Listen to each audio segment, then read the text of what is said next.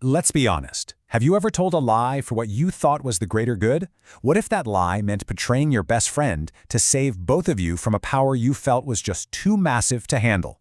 Well, today, we're diving deep into a fascinating 4th century text called On the Priesthood by John Chrysostom. And it kicks off not with some dry lecture, but with a wild story of friendship and deception. I mean, just imagine hearing those words from your closest friend in the world. This isn't just some small disagreement, it's a flat-out accusation of betrayal. These are the words of a man named Basil, and he's saying them to his best friend John Chrysostom, a guy who would later become a saint and a doctor of the church. Basil is basically saying, "You treated me like an enemy." And that, right there, is the central puzzle of this whole thing. It's this incredible personal drama wrapped inside a profound theological argument. What on earth could possibly drive a man of God to pull off a scheme like this against his own best friend? To figure that out, we've got to unpack this story piece by piece, so let's get into it. All right, so first things first, let's set the scene and get to know our two main players. This is a story about friendship, fear, and ambition in the early days of the Christian church. Now, when we say John and Basil were friends, we're not talking about casual acquaintances. The text makes it clear they were practically one soul in two bodies. They studied together, they prayed together, they shared the exact same ideals. In their hometown of Antioch, everybody knew them. They were kind of the golden boys, the ones everyone pointed to as the future of the church. So here's how this whole crazy scheme goes down. A rumor starts swirling that both of them are about to be made bishops. For Chrysostom, this isn't good news. It's terrifying. He feels completely, totally unworthy of the job. But instead of telling Basil how he really feels, he makes a pact. He says, "Don't worry, whatever we do it together." So the big day arrives, and Chrysostom is nowhere to be found. He's hiding. Basil, meanwhile, gets cornered. He assumes his friend is already accepted, just like they planned, so he reluctantly agrees, only to find out moments later that he's been had. He was tricked into taking on this massive responsibility all by himself. And you can just feel the utter devastation in Basil's words here. He isn't just mad, he's publicly humiliated. He can't even walk down the street without people grilling him about what happened. He's totally trapped. But here's the twist. Chrysostom's actions didn't come from a place of malice, not even close. To understand why he did it, we have to look at the world he was so desperate to escape. So let's zoom out a bit. This wasn't just about a personal decision, this was a reaction to a system that Chrysostom saw as deeply, deeply broken. Yeah, see, back in the 4th century, becoming a bishop wasn't some quiet, reflective calling. More often than not, it was a brutal, public, political brawl. These elections were messy, they were filled with ambition and backstabbing, pretty much the opposite of the sacred process you might be picturing. And the text paints a really grim picture of these elections. It was all about worldly ambition, not spiritual fitness. Rich families would push their own sons forward. Guys were getting picked just because they were buddies with the right people. The clergy would split into these warring factions, and in all that chaos, the truly good and capable men, they were often just shoved aside. And this really lays it all out, doesn't it? On one hand, you have the ideal, a humble, wise shepherd for the people. But the reality Chrysostom was seeing was often the total opposite, an ambitious player who saw the church not as a flock to be cared for, but as a ladder to climb. He saw this corrupt system and wanted absolutely no part of it. But how does that justify tricking your best friend?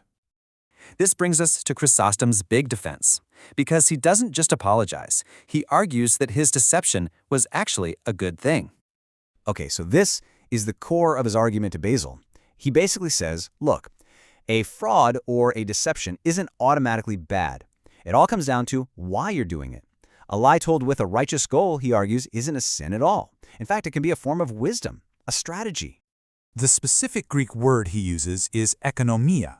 Now, it doesn't just mean economy, like we think of it today. It's closer in meaning to stewardship or wise management. It's this idea of managing a situation cleverly, even if it requires some cunning, to get the best possible outcome. For Chrysostom, tricking Basil was an act of ekonomia. And he uses these brilliant analogies to make his case. Think about a general who uses a clever trick to win a battle and save thousands of lives. Is he a bad person? Or what about a doctor who hides bitter medicine in something sweet to get a sick child to take it? Of course not. In both cases, the deception leads to a much greater good. Chrysostom is saying, see, Basil, that's what I did for you. He tricked him into a role that, is tough, but was for the ultimate good of the church, because Basil was truly worthy. But, and this is a huge but, This was only half of his reason for running. And now we get to the real heart of it, because it wasn't just about corrupt elections. It was about the terrifying, almost alien nature of the priesthood itself. You see, for Chrysostom, all that external political drama, that was just noise. The real issue, the thing that filled him with absolute gut-wrenching terror, was the internal reality of the office. It was his vision of what a priest actually is. This quote just stops you in your tracks, right?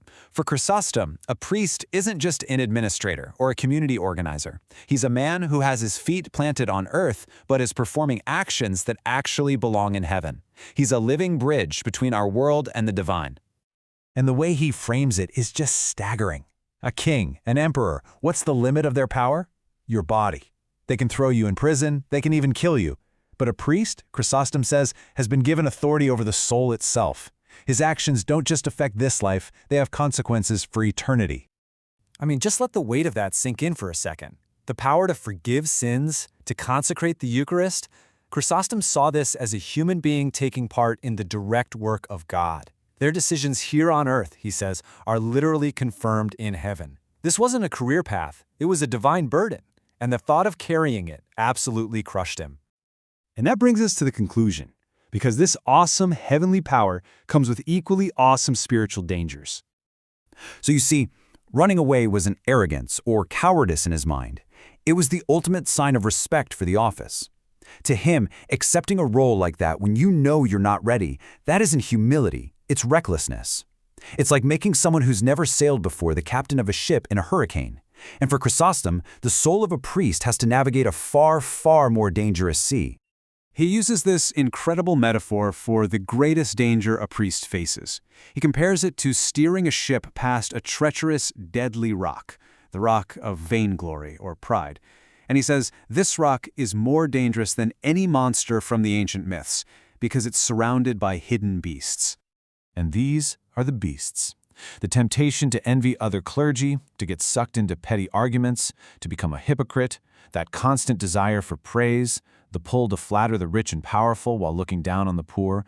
Chrysostom saw all these vices as monsters that would inevitably devour the soul of anyone who took on the priesthood unprepared.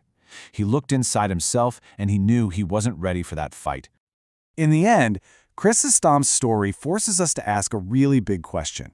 He ran away not because he thought the job was unimportant, but because he believed it was the most important job in the world. And it makes you wonder, what responsibility, what ideal in our own lives is so high, so sacred, that the thought of failing at it is more terrifying than the thought of running away from it altogether?